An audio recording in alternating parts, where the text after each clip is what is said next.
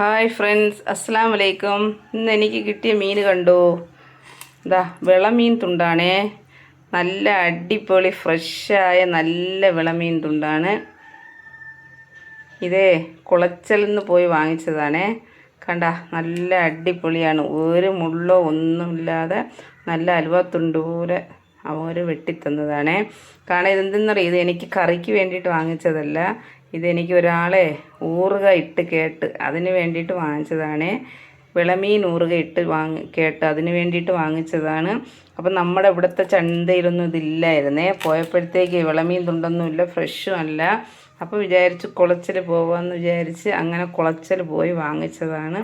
നല്ല അടിപൊളി വിളമീൻ തുണ്ടാണേ.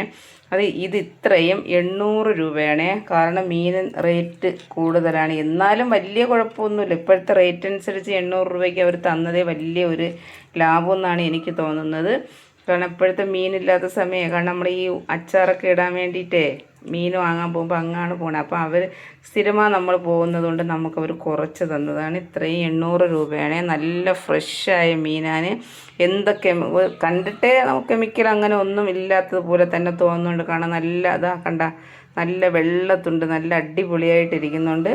ഇത്രയും 800 രൂപയാണേ. Bye friends.